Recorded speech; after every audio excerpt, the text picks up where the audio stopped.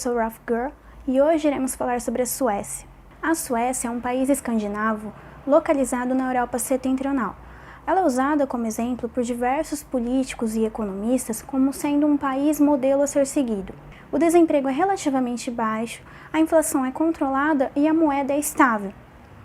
Está entre os 15 melhores IDHs do mundo e possui um índice de corrupção baixíssimos, além de outros indicadores ótimos. Ocorre que esses mesmos políticos e economistas atribuem todo esse sucesso inegável ao Estado assistencialista que percebe a população sueca e seus altos impostos. E querem usar isso de escusa para implementar essas medidas por aqui. Acontece que isso é uma análise inepta dos fatos. E eu demonstrarei aqui qual foi a real causa da riqueza que o povo sueco desfruta até os dias de hoje. A Suécia, no período anterior aos anos 1850, era um país extremamente pobre e atrasado. Toda sua ordem econômica era amplamente regulamentada e controlada por uma aristocracia burocrata, elitista e totalmente avessa às ideias de uma economia livre, que taxava e tributava excessivamente o seu povo. Um sistema de privilégios, licenças e privações que somente convinha para os reis e burocratas e esmagava os pobres e desafortunados. Um enorme complexo de guildas corporativas regulavam a atividade produtiva e empreendedora, tornando completamente impossível qualquer inovação de produtos, técnicas e ofício. Tudo era regulado e a massa camponesa, que era que formava a maior parte da população sueca, era esfomeada e marginalizada. Ocorre que no período de 1850 e 1950, ou seja, um século inteiro, a população dobrou e a sua renda aumentou 8 vezes. A mortalidade infantil, que era 15%, caiu para incríveis 2%. E não obstante tudo isso, a expectativa de vida subiu 28 anos e sua economia se tornou a quarta maior economia de todo o mundo. Um progresso econômico e tanto, não é mesmo? Contanto, contrariamente ao que pensam os defensores do welfare state, o que ocasionou essa célebre mudança na vida do povo sueco foi o capitalismo laissez-faire. Antes de tudo, no século XVIII, houve uma grande revolução intelectual na Suécia, procurando despojar esse pensamento intervencionista e paternalista que incidia sobre a política econômica do país. Diversos pensadores e ativistas começaram a introduzir ideias do liberalismo clássico e do iluminismo, a exemplo de Anders Chadenius, considerado Adam Smith nórdico, que defendia direitos dos fazendeiros de terem completude nos seus direitos sobre as suas propriedades, do livre exercício do trabalho pelos camponeses, do fim dos subsídios para setores específicos, uma abertura de fronteiras e uma diminuição drástica dos impostos.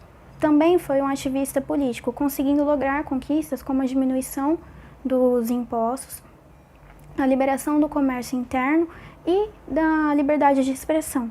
Outro fato importantíssimo que contribuiu para os ideais liberais foi a Revolução de 1809. O nome Lars Johan Hierta também teve fundamental importância nessa revolução. Ele possuía um jornal que, além de defender os ideais libertários sem pudor, não poupava ataques e críticas ao poder político sueco e sobreviveu a diversas tentativas de censuras perpetradas pelo governo. Também atuou como parlamentar, fazendo parte de toda a revolução liberal que iria se seguir. Entre 1840 e 1865, o sistema de guildas foi abolido e o comércio interno e o empreendedorismo agora poderiam surtir de forma livre. Diversas regulamentações que concerniam a indústria de madeira e ferro também foram abolidas. O sistema bancário e de juros era desimpedido, a imigração se tornou legal e a liberdade de expressão um valor. Os direitos das mulheres de herdarem propriedades, de terem suas carreiras e uma educação também se efetivaram. As taxas e regulamentações sobre o comércio também caíram. Todos esses resultados da influência liberal sobre a ordem política do país criaram esse século de prosperidade que falamos anteriormente. Nunca se tinha visto maior número de inovações nas indústrias, aprimoramentos de técnicas de produção. O estilo de vida sueco teve uma miraculosa melhora. Dentre as 50 maiores empresas da Suécia, apenas uma foi criada depois deste século. Os impostos representavam 19% do PIB, muito mais baixo que de diversos países europeus e dos Estados Unidos. A Suécia também não participou das duas grandes guerras, o que contribuiu para a estabilidade socioeconômica do país. Nas décadas seguintes a esse crescimento econômico secular, as grandes empresas foram atrás de proteção governamental e se uniram a políticos e líderes sindicais para forçar o governo a adotar políticas assistencialistas. De 1960 até 1980, os gastos públicos subiram de 31% para espantosos 60% do PIB. Em meados da década de 70, a alíquota máxima do imposto de renda chegou a assustadores 102%. Também, em 1970, foram criadas leis trabalhistas rígidas. Vários setores da economia que estavam estagnados receberam subsídios governamentais. Os impostos foram até mesmo triplicados, os gastos governamentais subiram desenfreadamente. Segundo a Agência Nacional de Estatísticas suecas, não houve nenhum emprego líquido criado no setor privado de 1950 até 2005, e no ano de 2000, a Suécia caiu para a 14ª posição no ranking de riqueza. A moeda teve que ser desvalorizada 5 vezes, acumulando um total de 45% para manter as indústrias nacionais e internacionais competitivas. O socialismo nórdico simplesmente estagnou esse povo antes próspero. Muitas empresas suecas somente sobrevivem hoje porque mantêm contratos com o governo. E todas essas medidas culminaram em uma forte crise que se procedeu nos anos 90. Em 1970, em decorrência da crise internacional do petróleo, o governo foi obrigado a adotar medidas keynesianas. Como consequência, a moeda foi extremamente desvalorizada por mais de uma década. E a bolha imobiliária, juntamente com o crédito fácil, que manteve aquela aparência de prosperidade já destruída. Em 1990, o comércio internacional cortou a entrada de seu capital no país. Isso forçou o governo a impor certos limites nos gastos assistencialistas e fazer cortes nos gastos governamentais.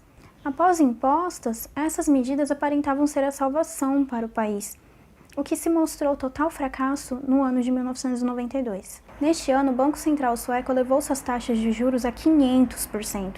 Sim, 500%. Porque ele queria sobrevalorizar a moeda em relação ao dólar, o que gerou um tremendo período de caos, ocasionando pânico, o que foi suficiente para que eles tomassem medidas para organizar as finanças públicas. Até os dias atuais, o governo, de certa forma, consegue manter o seu orçamento equilibrado. Como resultado, houve uma queda brusca na dívida nacional de 80%, e o PIB caiu para menos de 40%. Também em 2009 foram adotadas medidas anti-recessões. O governo finalmente se tornou mais sensato e voltou aos trilhos para o caminho certo para a liberdade. Houve diversas desregulamentações, abolições de monopólios estatais, políticas de câmbio mais laxas e descentralizações de setores antes completamente estatizados pelo governo. A exemplo do sistema de vouchers utilizado pelo governo na educação privada. A Suécia hoje é uma das 30 economias mais livres do mundo. Em 7º lugar no ranking de proteção à propriedade privada e em 8º na facilidade em se fazer negócios. Como conclusão, a Suécia é um país que, devido ao seu longo e vigoroso período de livre mercado e desregulamentações, enriqueceu pujantemente. E depois desse período, começou a torrar a sua pilha de riqueza com o seu assistencialismo exacerbado e irresponsável, que culminou em uma crise e só depois que começou a adotar as medidas que a enriqueceu, ou seja, medidas liberais, conseguiu sair dessa crise econômica. E a tendência sueca é cada vez mais reduzir os encargos sobre os cidadãos e retrair o tamanho do Estado. Tentar transformar a Suécia em um paraíso socialista não é só atestar a sua própria ignorância no que tange a sua história, mas também no seu presente. Se inscreva no canal, curta nossa página no Facebook, não se esqueça de olhar a descrição para ver os artigos, curta e compartilhe os vídeos e muito obrigada!